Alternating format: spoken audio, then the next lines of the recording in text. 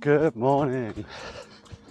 Saturday morning, out on the trail for a slow long run. Slow long run jog. No, not run jog. Slow long jog walk. And today, I really want to talk a little bit about how I approach. Oh, that's my watch talking to me. Yeah, I want to talk about how. Oh, get my breath a bit. And that's why we walk. Just come up a hill. Right, so today I was really going to try and talk about how I approach a slow long run as a heavier runner. Your regular runner who's not overweight, I'm not going to call them skinny because that's not fair. Normal sized. They might have to do something like, I don't know, anti-chafing, putting some anti-chafing cream on. For a regular size runner, they still might have to do that, but quite often as bigger people we might not like to talk about it, but actually we might need to put a little bit more on there, and maybe in a few different places. That's what I mean when maybe bigger runners have to do things a little different, maybe just the same stuff but a bit more extreme. I don't even know if I'm making any sense. Yeah, so today I really want to talk about how I approach my slow long run as a bigger guy, whilst also getting in some of the lovely views of Northumberland. And I guess, well, I know, I've had a few more subscribers come on in the last week or so. Oh God, I'm blowing. In fact, let's make this the first lesson. Slow down. And if you're going up a hill and you're breathing heavy and you've still got quite a way to go, then walk. Walk up it. So yeah, if you are new around here, my name's Freddie. I'm your typical middle-aged, overweight guy who has really rediscovered a love for running in the last year. And not just running, but the whole running community. Actually, I feel like I've been embraced by this corner of the community, and they've allowed me to share some time with them and made me feel part of something pretty cool. But last year I set out to really become a better runner, lose some weight, get healthier, the normal stuff. It didn't do a bad job. We did quite well. We went from a 5k to a 10k to a half marathon to an ultra marathon of 52 miles. That was in June last year. And then things went a little bit wrong. I lost a little bit of motivation for a while. I got injured twice, at least twice. Mud, no. And then a bit of illness. COVID finally got me. I hadn't had it at all. And then all of a sudden it got me in October, I think that was. Then the 100-day cough. Now I'm pretty much back to full health. Back in the running shoes. I kind of didn't stop running, but I certainly backed right off. So welcome to the channel. We've got a friendly bunch down in the comments, so please feel free to join in the conversation. Don't feel like you have to sit in the shadows. If you've got any silly questions, they're not silly. All questions are good questions.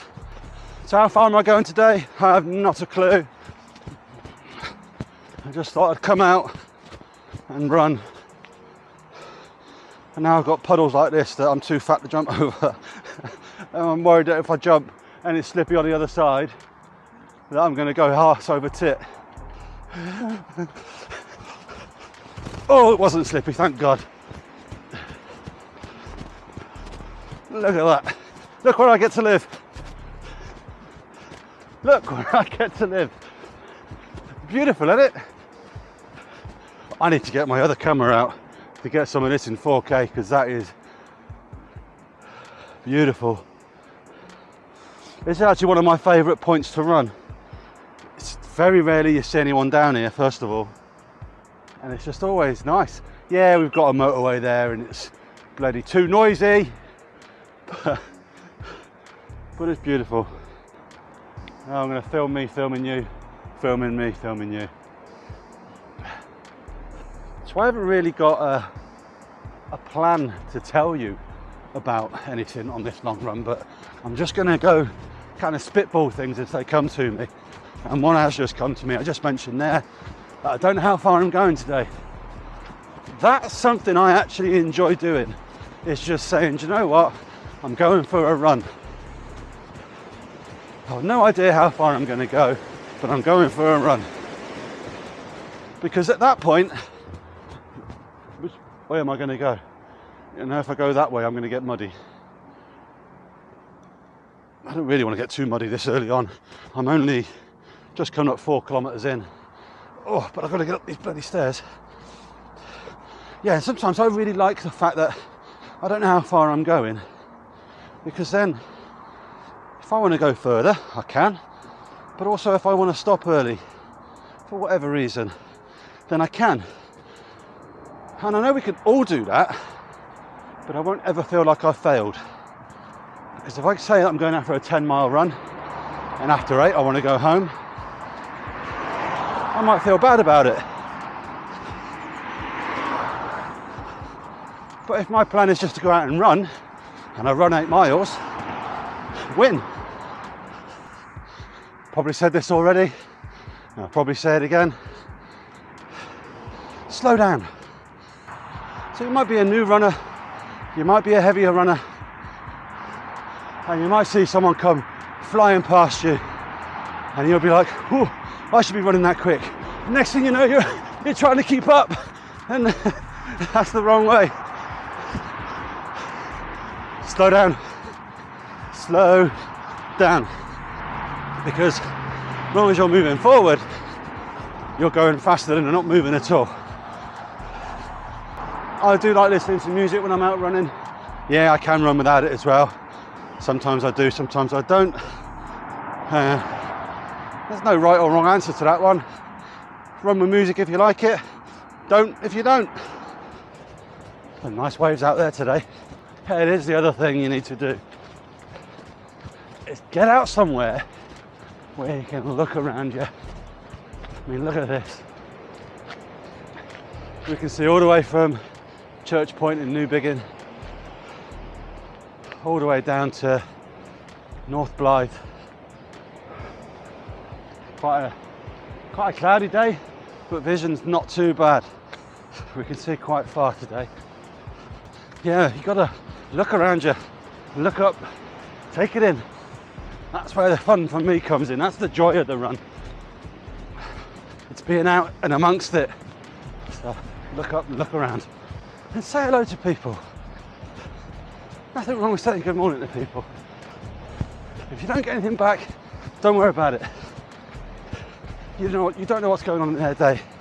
They might not want to talk, but for some people, saying good morning might actually make their day. So I am now 6.25 kilometres in, feeling okay, nice and slow. I think another really important one, and everybody's different on this, kinda, but you've got to make sure you've got the right clothing on. And really, I like to go a step less than others, because a lot of people will be like spending fortunes on clothing and whatever else, and you don't need to. You really don't. I mean, some of the brands out there want ridiculous money for ridiculous garments. I mean, I've seen running vests for like £100 for a singlet, you know. But why? It doesn't need to cost that much. But what it does need to do is be comfortable. Now, sometimes to get that comfort, you might have to pay a little bit more, but not always. And that's why I say that's an individual thing. I nearly always run in Fabletic shorts. I found they just work for me. I've got, I don't know, half a dozen pairs and I just rotate through them.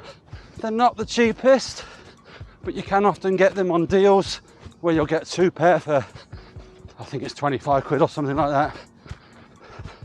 Maybe more, I can't remember. But you do often get deals, but these work for me. I did buy a nice pair of Ron Hill shorts. I do still wear them for shorter stuff, but I didn't really get on with them for the long runs. Tops, I've always been quite lucky. I've never yet found a top that gives me any chafing. And quite often I am wearing something quite cheap on top. And actually, times like now, my t-shirt underneath this is a race top from an event I've done. I wear those on runs as well. Like even these, I've got these actually what I'm wearing now are just sleeve covers. What you call them, arm guards, whatever. These were cheap as chips off Amazon. I think I bought something like 3 sets for a tenner or something. I like to wear these on days like this, where it started off at 2 degrees when I left the house, but it said it's going to get up to 12. So if it does get warmer, I can take these off nice and easy. The running socks that I've got on, now I've got about, 15, 20 pairs of these socks, something like that. These are from Primark, and they're absolutely brilliant. I wore them for, that's my watch talking to me again, sorry. I wore these socks on Endure 24. Yeah, I do wear a Salomon running vest. Yep, this did cost a little bit more money. Yes, I did try cheaper ones, and no, I didn't get on with them. In fact, I even bought one that I think cost more than this by what they called, I'll put the name on the screen here, but I bought one of theirs first. After buying a cheap one, I then bought that expensive one. It was okay, kind of, but it was a one-size-fits-all job, and I was right at the limit of it fitting, so that might be why. But this one, this is the extra large, and it's super comfy, super stretchy, so that's what makes it comfy, I'm guessing. And I really like this. I've had this for about a year, I think. I really like it. It's a cracking bit of kit. And I guess the other one really is shoes. It's getting the right shoes. And again, some of the shoes out there are crazy expensive now. You can see them upwards of £300 plus, which, oh, where can I go? I don't want to get boggy feet. Oh, gold. Oh yeah, that foot's wet. Both feet are wet now, nice. Yeah, I'm yet to spend anything like that on a pair of shoes. I don't know that I ever will. I think one thing I've always tried to convince myself of is a lot of those expensive shoes are for marginal gains. I'm not looking for marginal gains. I'm looking for big ones. But them big ones aren't going to come from spending £300 on a pair of shoes. They're going to come from getting lighter and getting fitter. But you know, if I can get myself to a point where I'm like, I need a marginal gain, then I would consider it. But right now I don't. What I tend to do is buy the shoes that I like, the ones that I'm comfortable with. Normally try and buy last year's though, because last year people were saying how amazing them shoes are. Well, them shoes are still the same, they're still amazing. Yep, a new model might have come out, which is good news, because that normally means last year's model is a little bit cheaper. And I'm all right with that. These that I've got on now, these were in the sale at Start Fitness. I think I paid about half what they were originally priced at. So look around, find out some good deals. And actually, I just ordered a pair of new shoes yesterday. I just ordered the Adidas, whatever, Boston 12. But I was toying up with getting the 11. There was a bit of a price difference between them. However, I then went onto our Strava group. We've got a Strava group, by the way. I went onto Runners Connect and asked the question. And pretty much from the replies I got, pretty much people were saying, yeah, go for the 12, not the 11. Now, on the Star Fitness website, they were £139. However, they had a colourway, which is one of the original colourways from that shoe, that they discounted to 125. Then they used a discount code, which took them down to 113. Now, admittedly, some people will say, God, that's still a lot of money for some running shoes. And it is. But for me, that's an acceptable level. I mean, right now, I'll pay anything up to £150 for a pair of shoes, but I wouldn't go beyond that. But you buy what's right for you and what's comfortable for you. Just make sure they're proper running shoes. Don't go out in a tennis shoe or anything. It's another one, especially if you're new to running, you'll hear all about Strava. If it's not on Strava, it doesn't count. That's not strictly true. It does count, of course it counts. I use Strava, but my advice would be only use it if you're okay with it.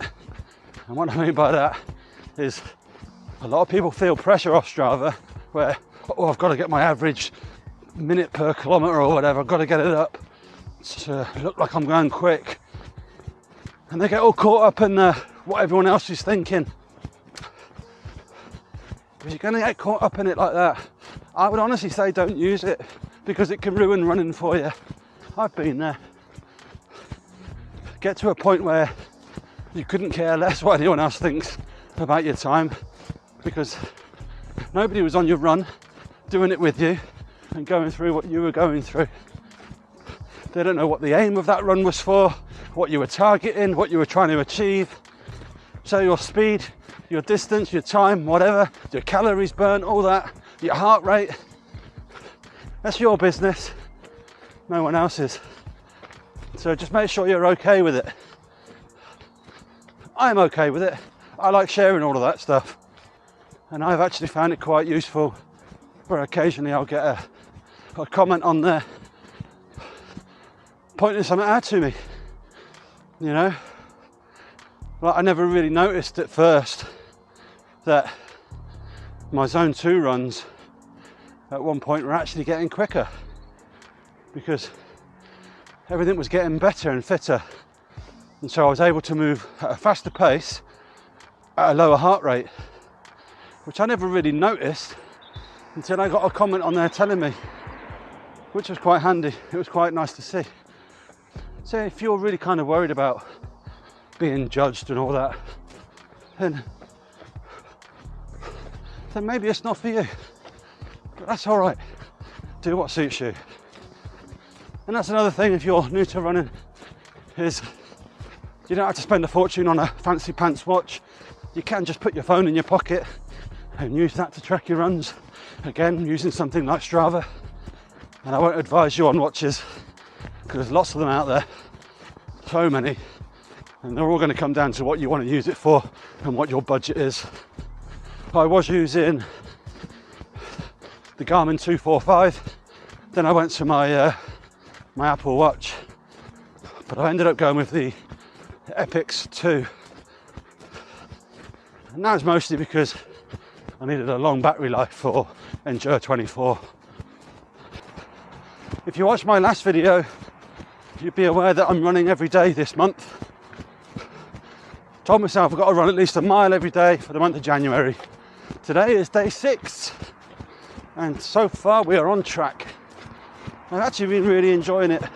So we're only 6 days in, but so far it's been really good. It's been really motivating me, actually. I just thought of another one. Another thing to remember on your slow long run. Bridge over the motorway.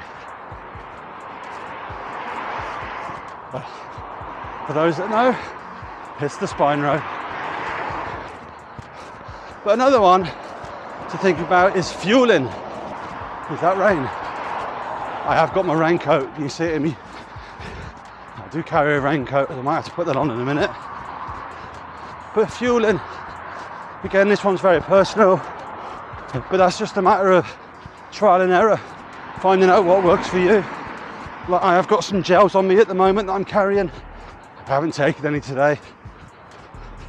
I don't think I'm going to go far enough to worry too much about it. I'm not even carrying any water today. I'm only really wearing this to carry my waterproof and my cameras. But fuel is one to try out, whether you like gels, whether you like bars, you mix of the two. You know, other foods like, I don't know, bananas and whatever else. There's all sorts you can try. I don't mind the occasional gel. I tend to use the high five ones, they work quite well for me. I've tried things like SIS in the past. They were okay until I got further into the run. Then they started to give me a bit of a tummy ache. So I can use them, just not on super long runs. But I think ultimately, if you use too many gels on super long runs, eventually they'll get you.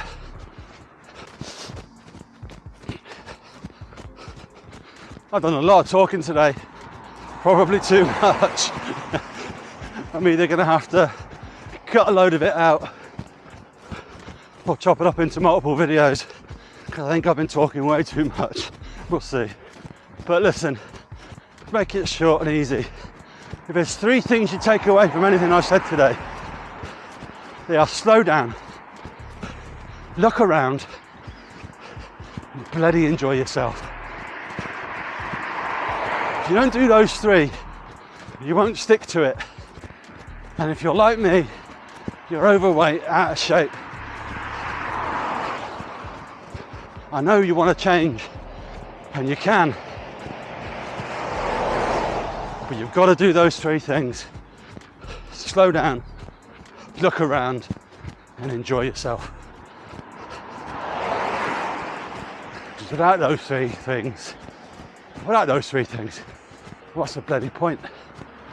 It can't all be murder, death, kill, murder, death, kill. Nope. Slow down.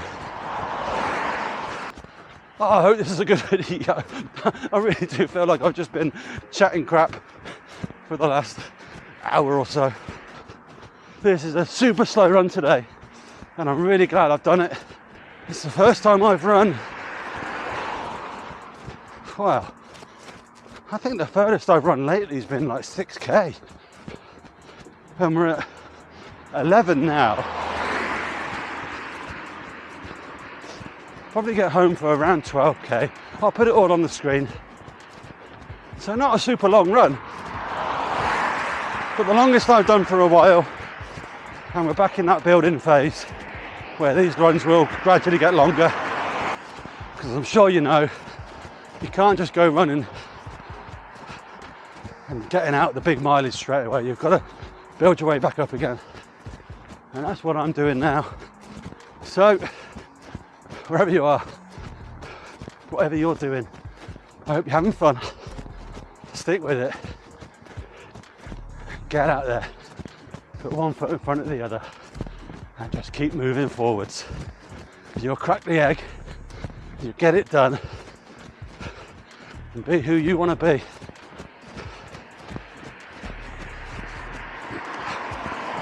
Catch up with you soon.